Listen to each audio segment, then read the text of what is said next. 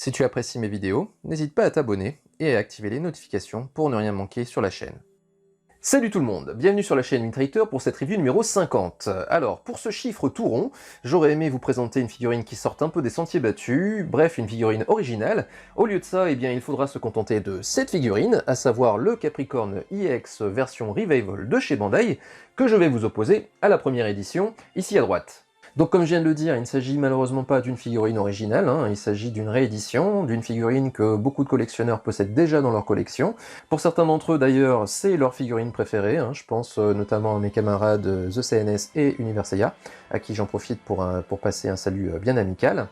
Ce qui veut dire aussi que les nouveaux collectionneurs devaient jusqu'à présent aligner une blinde pour essayer d'obtenir ce Shura en version EX, jusqu'à ce qu'arrive l'annonce de cette version Revival.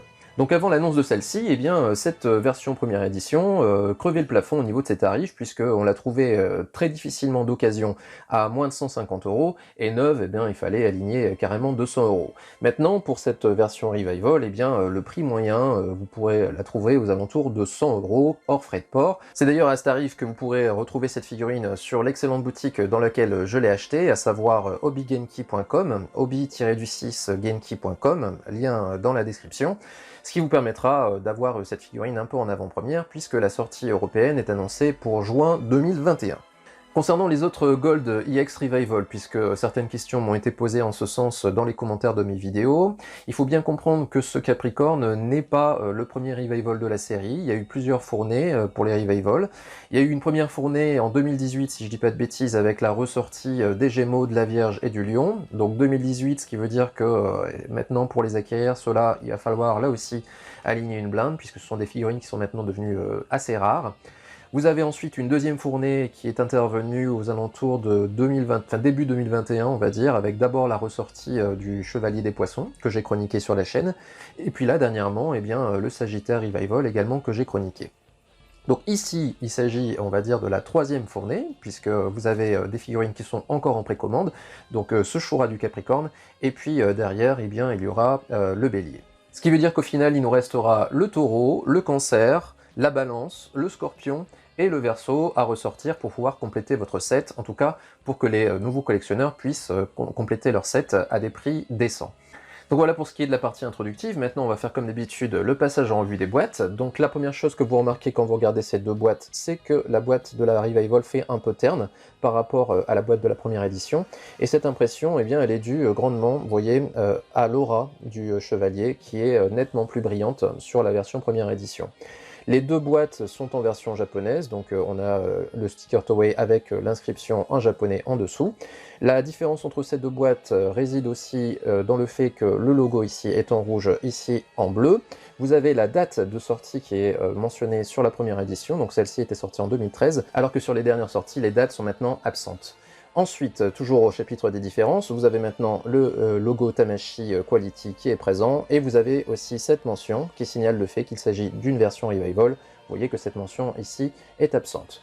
Pour ce qui concerne le reste, vous voyez que c'est totalement identique. Le personnage est exactement dans la même position, avec sa constellation juste à sa droite, rien de différent dans ce compartiment. Ensuite, sur la première tranche, vous avez des deux côtés le porte-armure, et vous voyez que cette impression de plus de brillance sur la première édition se confirme ici.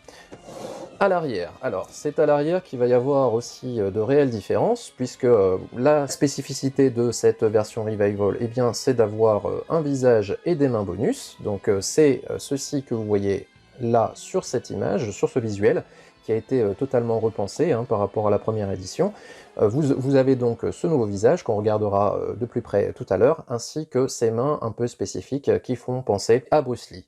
En dehors de ça, vous avez comme d'habitude les différentes configurations de visage que vous retrouvez donc ici. Donc vous voyez que ça a été un petit peu remanié encore une fois pour insérer le nouveau visage. Le personnage donc en pied avec le casque, et là il est dans la même position sur les deux versions. Et puis le porte-armure que vous avez ici. Voilà, une jolie position d'attaque d'Excalibur au milieu. Dernière tranche, vous retrouvez à nouveau Shura en position d'attaque, prêt à déclencher sa fameuse Excalibur. Au-dessus, vous avez le visuel de la Pandora Box, donc rien d'original, hein, c'est des choses que j'avais déjà présentées lors du passage en revue du Sagittaire Revival. Vous avez maintenu sur la Revival, pardon, ce fourreau hein, que vous pouvez enlever pour faire apparaître la Pandora Box. Et en dessous, eh bien, vous avez, comme d'habitude, les mentions légales. Donc ici, voilà pour ce qui est de cette première édition. Donc voilà pour ce qui est des packaging. Donc je vais déballer tout ça, et nous on se retrouve dans un instant pour les blisters. Contenu des boîtes. Des deux côtés, on a une notice que l'on peut différencier uniquement par deux choses. Une première chose, c'est une mention supplémentaire ici sur la version Revival, et la deuxième chose, eh bien, c'est le logo Bandai qui a viré au bleu. Pour ça, vous en avez l'habitude. En dehors de ça, eh bien, c'est totalement identique. Ensuite, qui dit version Revival à gauche, eh bien, dit présence de ce carton bonus sur lequel vous allez retrouver les différentes pièces d'armure, donc sur le porte-armure, et la correspondance lorsque celles-ci sont sur le personnage. Bon, carton plutôt sympathique. Moi, au fur et à mesure des sorties, eh bien, je commence à y trouver quand même un certain intérêt. Maintenant, c'est un peu limité si vous ne possédez pas le classeur dans lequel les ranger. Je rappelle que ce classeur eh bien, a été donné en bonus avec le Lion Soul of Gold. Depuis, eh bien, il n'a jamais été redonné, donc ce serait bien que Bandai y pense. Ensuite, on arrive au niveau des blisters, donc blister principal, qui va être l'occasion pour nous de voir les différences entre les deux. Alors, donc, première version à droite, Revival à gauche. Vous voyez qu'en termes d'organisation, eh bien, c'est pareil. C'est-à-dire qu'il y avait quand même une certaine originalité sur ce personnage. C'était que c'était l'un des seuls à avoir ses protège-mains entre ses jambes, comme ceci.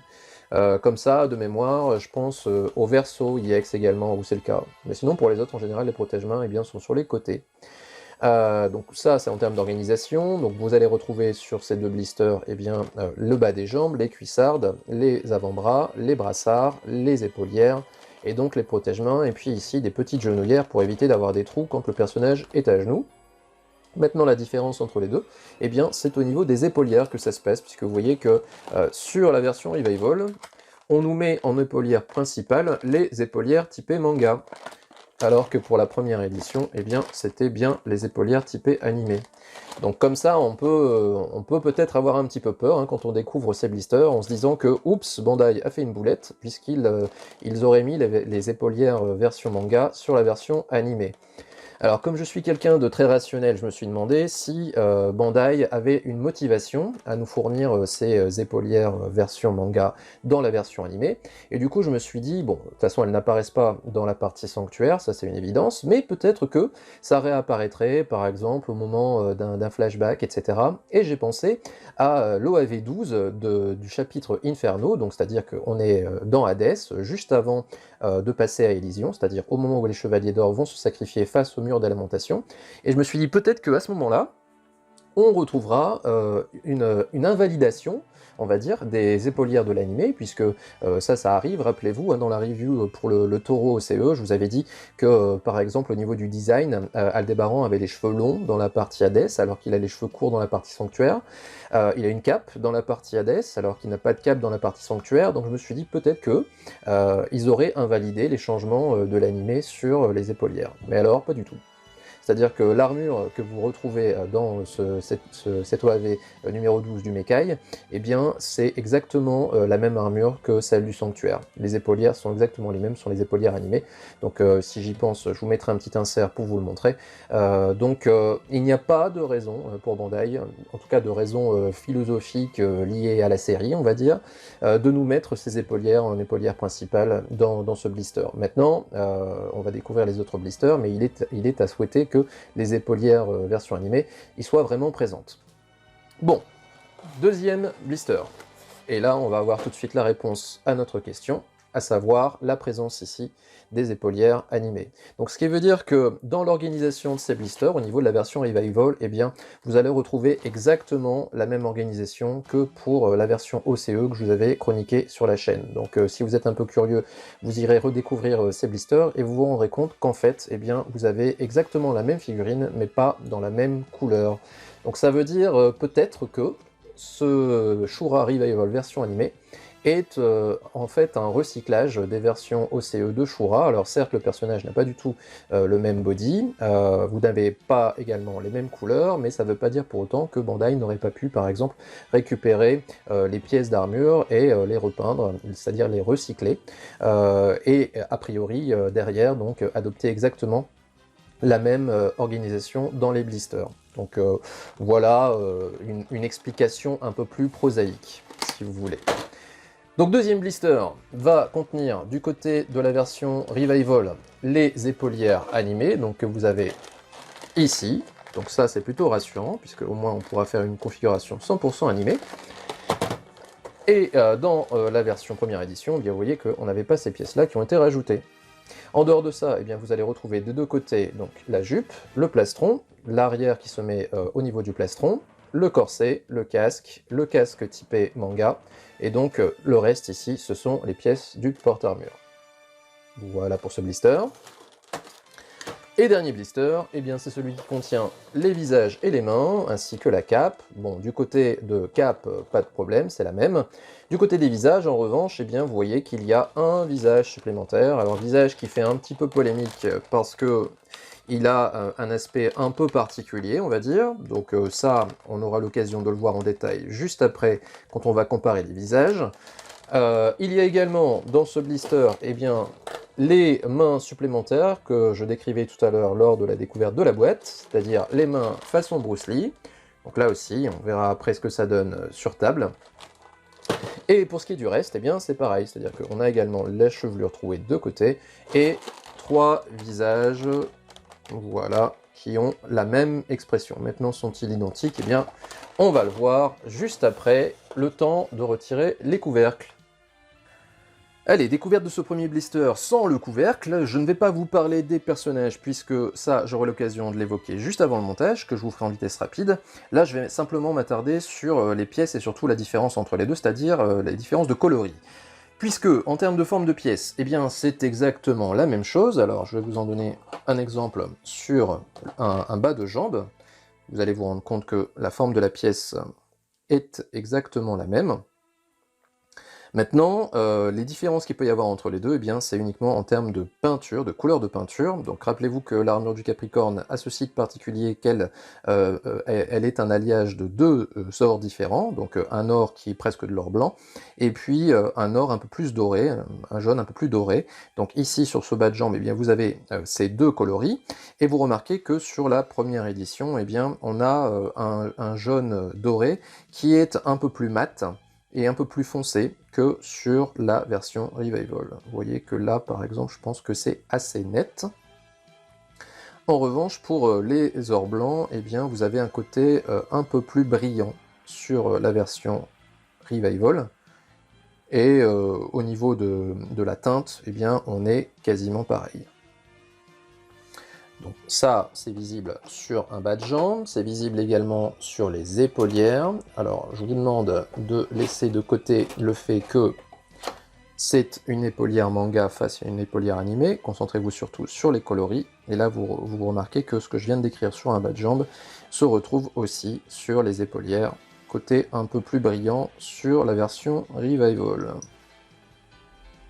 Vous voyez ? C'est assez net ici, hein. Et là vous remarquez même que l'or blanc est peut-être un poil plus foncé sur la version première édition. Alors on pourrait croire que c'est parce que la figurine est neuve à gauche et donc à un certain âge à droite, mais cette différence de coloris, eh bien, je l'avais déjà remarqué également sur les autres Gold qui sont sortis par Bandai récemment. C'était le cas notamment pour le Seiya du Sagittaire, c'était le cas aussi pour le Shiryu de la Balance. On a des coloris qui sont plus brillants maintenant sur les versions que sort Bandai. En fait, on gagne en brillance ce que l'on perd en qualité, je serais tenté de dire. Et enfin, alors je voulais vous le montrer également sur la cuissarde, puisque là aussi c'est quelque chose qui est assez flagrant. On a un or blanc qui tire presque un tout petit peu sur le cuivré, sur la version première édition. Vous voyez que là, le coloris est vraiment différent. Voilà, bon, C'est évidemment du domaine du détail, hein, c'est-à-dire que vous ayez l'une ou l'autre version, a priori, ça se mariera bien avec les autres versions dans votre collection. Donc faut pas commencer non plus à psychoter sur le fait qu'en achetant une version Revival, eh bien, elle va trancher forcément avec les versions première édition que vous pouvez avoir par ailleurs. Que nenni, tout ça se mariera très bien, ne vous inquiétez pas. On va jeter un coup d'œil sur le deuxième blister. Deuxième blister que je vais vous survoler comme ça, hein, parce que les différences que j'ai évoquées sur le premier blister, eh bien, vous allez fatalement les retrouver sur les autres pièces d'armure. Donc vous voyez, ici, on a la première édition. Et notamment, alors ce que je devais vous montrer, hein, vous voyez mon casque à moi, eh bien, il a pris un peu cher. Alors on est sans arrêt en train de vous dire de faire attention sur les parties plastiques. Et là, eh bien, alors si j'essaye de ne pas tout faire tomber, vous allez voir mon casque à moi. Vous voyez que au niveau de la peinture, eh bien, ça commence à se décolorer sur le haut du home, hein. Ce qui n'est bien sûr pas le cas pour cette version toute neuve, donc c'est aussi pour ça que j'ai fait l'acquisition de cette figurine, c'est que elle va remplacer dans mon expo mon version première édition qui est un peu vieillissant au niveau de la peinture du casque, et que là, il n'y a pas de problème. Donc on retrouve bien sûr le côté plus brillant de l'armure, donc comme ça, si j'élargis un peu le champ, vous allez voir qu'au niveau du plastron, c'est quand même assez marqué, hein. Vous voyez, au niveau de la jupe également. Donc tout ce côté plus brillant et un peu plus clair de l'armure, eh bien vous le retrouvez également dans ce deuxième blister. Voilà, puis surtout là on va passer au troisième blister, ce qui va être l'occasion pour nous de parler des mains et des visages. Alors, visage et main, ce qui va être l'occasion pour nous de voir qu'est-ce qui est commun et les petites différences. D'abord, en termes de qualité, on va pouvoir juger ça si on prend des mains identiques, présentes dans les deux boîtes. Donc vous avez la main Revival à gauche, donc comme ça a l'air d'être pas mal, comme ça de loin, mais maintenant quand on se rapproche, vous voyez un petit peu, eh bien on se rend compte que la peinture de la mitaine ici a débordé un peu sur le doigt, ce qui n'était pas le cas pour la première édition. Donc vous voyez que quand on parle de qualité un peu en baisse chez Bandai, eh bien ça se vérifie ici sur cette main. C'est rien qu'un petit exemple comme ça, mais vous voyez en quoi la qualité est un peu déclinante. Vous voyez qu'ici aussi, par exemple, il manque là pour le coup de la peinture sur la mitaine. C'est la peinture du doigt qui a débordé. Regardez la différence par rapport à la première édition. Les images sont parlantes hein, quand même, hein. Sinon, au niveau des différences, j'ai relevé une différence de grain de peau. Alors ça va être très très visible sur la main Excalibur, la fameuse Excalibur. Vous avez un grain de peau qui est un peu plus rosé sur la première édition, vous voyez. Il est un petit peu plus pâle sur cette version Revival. Je pense que c'est vraiment très net hein, sur cette main Excalibur. Cette différence de teint, on la retrouve aussi sur les visages. Et puis là, forcément, eh bien, je vais vous évoquer la main supplémentaire, enfin plutôt la paire de mains supplémentaires, donnée par Bandai pour reproduire la pose typée Bruce Lee qu'arbore Shura à un moment dans sa confrontation face à Shiryu.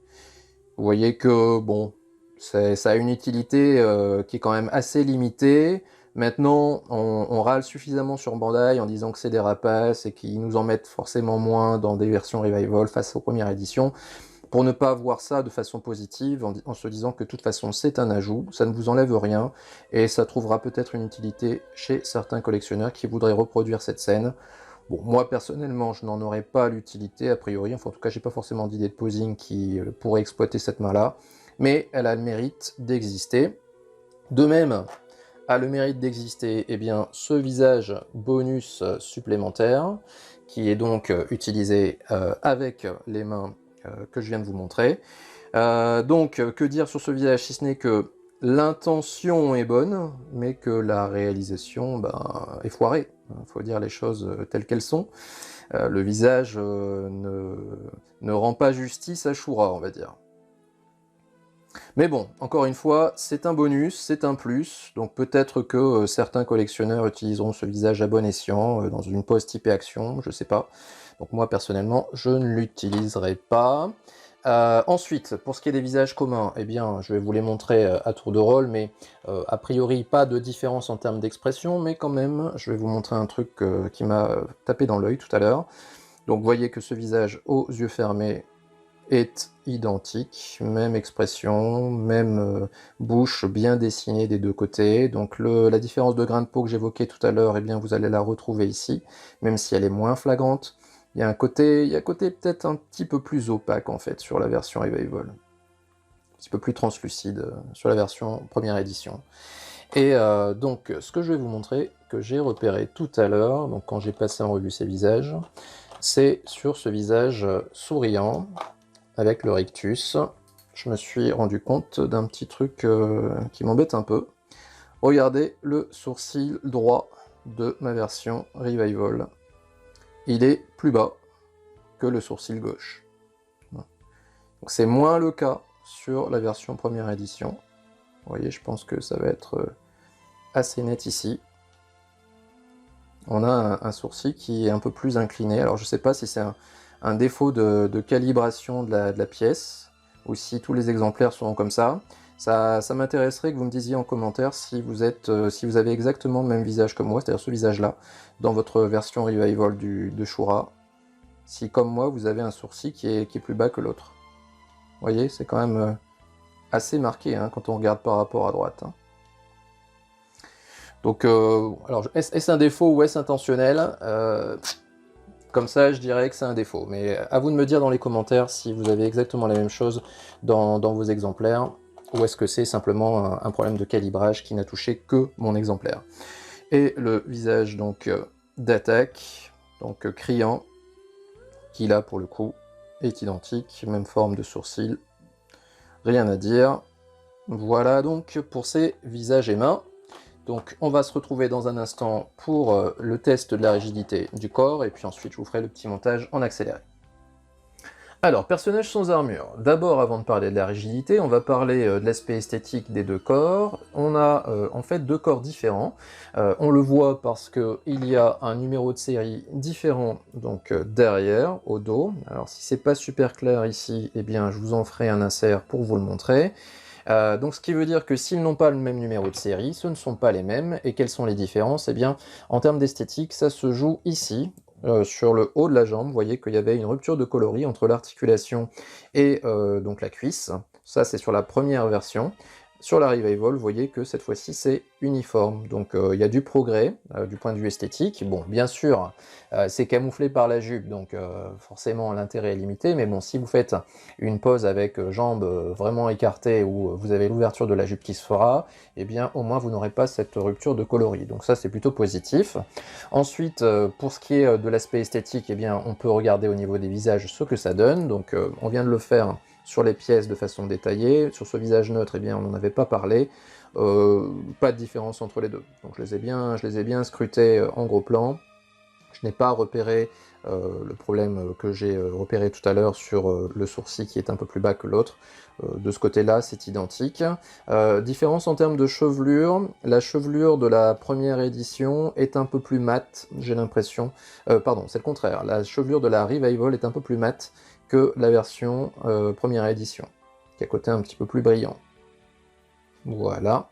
Donc ça, c'est pour l'esthétique. Maintenant, en termes de rigidité, eh bien, on a une rigidité sur la première édition qui n'est pas géniale, hein, qui est très moyenne. Elle n'est pas géniale sur le bras, vous voyez que ça bouge quand même pas mal au niveau de l'épaule. Donc l'articulation du coude est bien, mais pas non plus super rigide. Là où on a pas mal de laxité, c'est sur l'entrejambe, mais bon, ça c'est habituel, vous voyez que ça fait la danseuse pas mal. Par contre, bonne rigidité sur les genoux.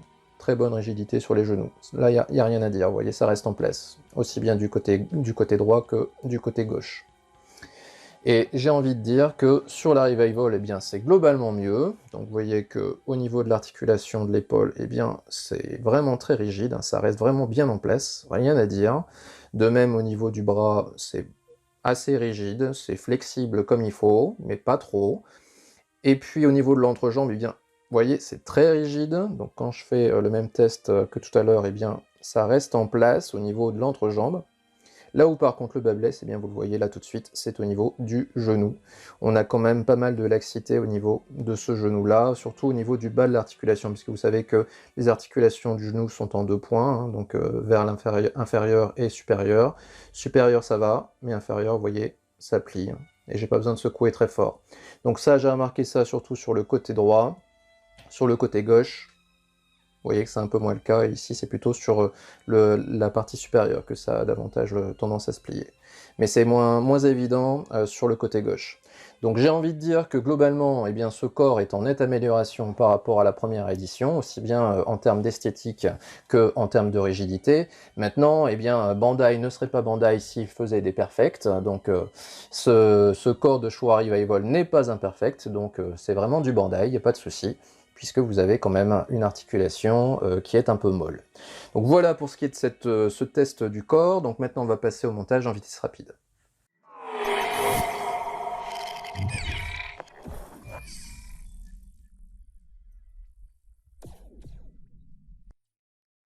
Allez, c'est parti pour ce montage, qui normalement ne devrait pas poser trop de problèmes dans la mesure où c'est une figurine que j'ai déjà eu l'occasion de monter à plusieurs reprises. Donc pour ce qui est du bas de la figurine, eh bien j'ai eu un tout petit peu de difficulté à retirer les pieds, mais bon, il n'y a rien d'irrémédiable. En ce qui concerne les pièces de la jambe, eh bien elles s'enfilent bien sur la jambe, elles sont plutôt bien taillées. Les genouillères qui évitent d'avoir un trou quand le personnage est à genoux tiennent très très bien sur la figurine, donc ça c'était plutôt une bonne surprise. Et puis donc là, on va arriver sur le premier point de vigilance de ce montage, à savoir le corset. Donc n'oubliez pas que cette pièce est très fragile, donc ne gardez pas en permanence vos doigts sur la pièce, au risque de la voir se décolorer. On arrive maintenant sur la deuxième difficulté, et en fait la plus grande difficulté du montage, c'est cette jupe. Donc la ceinture a du mal, vous savez, il y a un petit ergot à l'arrière de la ceinture, donc on a du mal à le positionner dans le trou de la taille.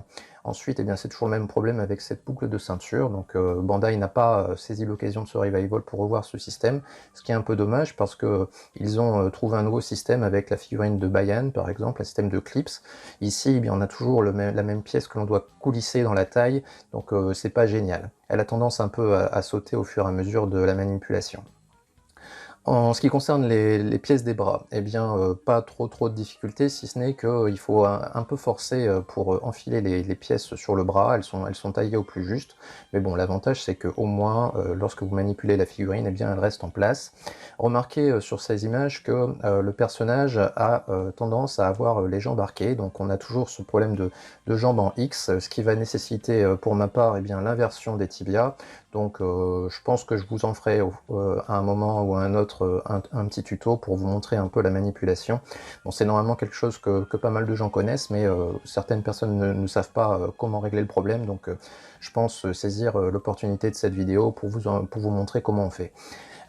Ensuite, pour ce qui est des épaulières, eh bien j'ai utilisé la même technique que ce que je vous avais déjà montré avec le Toro OCE, à savoir me servir du pan arrière pour coulisser la petite main de Lego sur l'ergot, donc ce qui évite vraiment les problèmes de casque que l'on peut avoir sur cette pièce.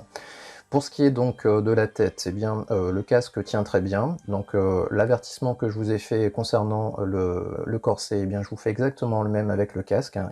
Il est full plastique, donc ce qui veut dire que ne gardez pas en permanence vos mains sur le casque, hein. Encore une fois, il risque de se décolorer. La cape est pas facile à mettre, donc j'ai dû un peu jouer avec la pièce pour pouvoir vraiment l'enficher dans le dos. Mon conseil, c'est de pencher un peu la figurine vers l'avant, de telle manière que la tige rentre mieux dans le dos. Donc voilà pour ce qui est de ce montage. Donc maintenant, comme d'habitude, je vous laisse apprécier le rendu de la figurine, et puis nous on se retrouve juste après le posing pour le bilan.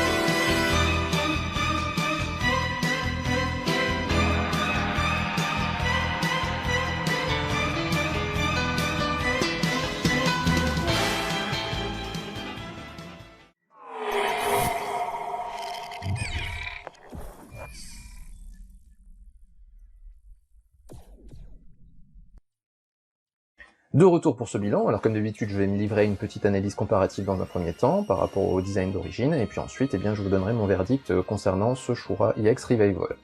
Alors, si on compare par rapport au setai du camarade Devke, que je vous mets ici à gauche, donc je vais prendre comme point de référence la première édition, mais je pourrais bien sûr exactement tirer les mêmes conclusions pour le Revival. D'un point de vue général, on remarque que cette figurine a un aspect beaucoup plus élancé que le design d'origine. Ensuite, si on fait comme d'habitude, donc on démarre du bas de la figurine, on remarque qu'au niveau des jambes, la figurine là aussi a un aspect beaucoup plus maigrelet que le design d'origine. Ça manque un peu de musculature, un peu d'épaisseur, notamment au niveau des cuisses, vous voyez. Ensuite, donc à part ça, si on met de côté un peu cette maigreur, au niveau du bas de la jambe, c'est fidèle, aussi bien sur la forme de la jambière que des motifs. Là où on manque un petit peu de fidélité, en revanche, c'est sur la cuissarde, puisque vous voyez qu'on a un côté ici un petit peu pointu, qui n'existe pas sur le design d'origine. On continue avec la jupe, et là on remarque que cette jupe en fait est un petit peu trop évasée, hein. Elle devrait être davantage près du corps, donc ça c'est une première chose. Ensuite une deuxième chose c'est qu'elle me semble un peu haute, elle devrait descendre un petit peu plus au niveau des cuisses. Pour ce qui est maintenant des motifs, là par contre on est dans la fidélité totale par rapport au design. On arrive au plastron, et ici le défaut de la figurine est un peu camouflé par les bras, donc je vais les écarter, comme ça on pourra mieux le voir. Donc on remarque évidemment cette rupture traditionnelle entre le plastron et le corset, donc elle fait partie de ces figurines où ça se voit quand même pas mal, hein. Le plastron a du mal un peu à épouser ce corset, donc forcément là vous avez le défaut traditionnel des EX, donc c'est un petit peu en rupture avec le design d'origine, donc je vais lui remettre ses bras en place. Alors justement, tant qu'on est sur les bras, on va en parler un petit peu. Au niveau de l'armure, on remarque que la pièce est fidèle. En revanche, là aussi, on retrouve ce côté un peu maigrelet de la figurine par rapport au design. Ensuite, on arrive sur les épaulières, elles sont globalement fidèles aussi bien en termes de forme qu'en termes de motifs. Et on arrive donc sur le rendu casqué, rendu casqué qui va être l'occasion aussi pour nous de juger de la fidélité du visage.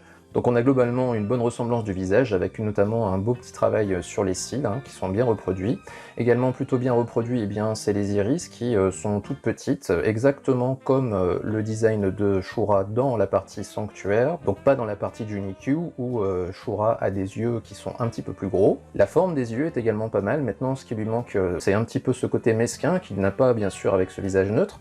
Maintenant, j'ai essayé de voir ce que ça donnait avec le visage souriant, et malheureusement, le résultat n'y est pas.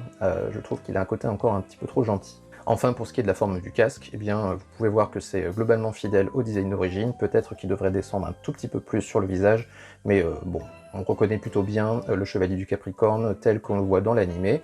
Donc certes, la figurine est un peu plus élancée que le design d'origine, mais globalement, on reconnaît le personnage. Donc si on essaye maintenant de tirer un bilan de cette figurine du Shura EX Revival, premier avantage que l'on peut donner, alors c'est un peu malheureux de devoir dire ça, mais maintenant on en est réduit à devoir dire ça, c'est que Bandai n'a pas pris de liberté cette fois-ci concernant le coloris de cette figurine. Ils se sont conformés à l'animé, donc ça c'est déjà un point positif en soi. Ensuite, surtout, vrai point positif, c'est que cette figurine maintenant est à un tarif assez acceptable, hein, puisqu'on tourne aux alentours de 100 €, là où la figurine de première édition valait facilement 150, donc forcément les nouveaux collectionneurs accueilleront cette figurine à bras ouverts, et puis peut-être que les anciens collectionneurs comme moi en profiteront pour changer leur Shura qui est peut-être un petit peu vieillissant. Vous voyez que moi par exemple c'est le cas pour la peinture du casque. Indépendamment du fait que ce soit une revival, eh bien, on peut évidemment apprécier ce rendu général, hein, qui est plutôt conforme à l'animé, et qui est en tout point identique à celui de la première édition, à ceci près que les couleurs sont légèrement différentes au niveau des teintes, mais bon, ça reste quand même très proche. On peut aussi voir de façon positive l'ajout de mains et du visage bonus, donc certes c'est pas forcément ce qui est de plus utile pour la figurine, mais pour une fois que Bandai nous met quelque chose en plus dans un Revival EX, eh bien on va pas cracher dessus. Et enfin, dernière chose, dernier point, qui est une amélioration par rapport à la première édition, c'est que la rigidité de la figurine, eh bien elle est quand même bien meilleure sur ce Revival, à ceci près que bon, il a un genou qui est un peu molle, mais ça compense largement le manque de rigidité qu'il pouvait y avoir sur la figurine au niveau de l'entrejambe.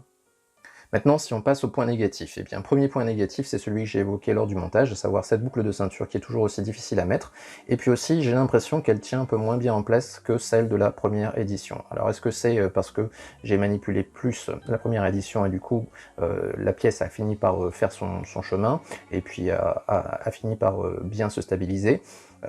Peut-être. En tout cas, une chose est sûre, c'est que là, quand on manipule la figurine, eh bien, la boucle de ceinture a tendance à se relever et donc à sauter. Donc c'est un peu malheureux que Bandai n'ait toujours pas revu ce système qui est quand même pas très agréable, alors qu'ils ont trouvé une alternative, par exemple, sur le Bayan. Ensuite, je viens de l'évoquer, eh bien, cette figurine a un genou un peu molle. Alors, est-ce que ça sera généralisé sur toutes les figurines du Shura EX Revival, ou alors est-ce que ça touche uniquement mon exemplaire? Difficile à dire, mais en tout cas, moi j'ai ça, donc forcément je le signale. Et enfin, dernière chose que je signale, eh bien, là aussi, c'est ce que j'ai évoqué lors du montage, à savoir les jambes qui ont tendance à aller en X, donc qui m'ont forcé à inverser les deux tibias. Donc, on ne devrait pas avoir à faire ça normalement. Encore une fois, on n'a pas à passer par la case de bricolage quand on achète une figurine qui vaut 100 €. C'est un peu dommage que Bandai pour l'instant n'ait pas pris à bras le corps ce problème qui est quand même récurrent sur les figurines EX. Alors si je devais donner un vainqueur entre ces deux figurines, eh bien mon choix se porterait plutôt sur le Revival, et oui, une fois n'est pas coutume, pour des raisons assez évidentes, et notamment la plus évidente, c'est le tarif. Hein. Pour 100 € vous avez cette figurine-là neuve, pour 100 € vous aurez du mal à avoir celle-ci neuve, donc ça c'est déjà le premier point principal. Deuxième raison, eh bien c'est le fait que ici on a plus d'éléments que ici, donc ça paraît idiot, mais on a en plus ici dans cette boîte les épaulières typées manga, donc ça sert pas à grand chose, mais c'est là.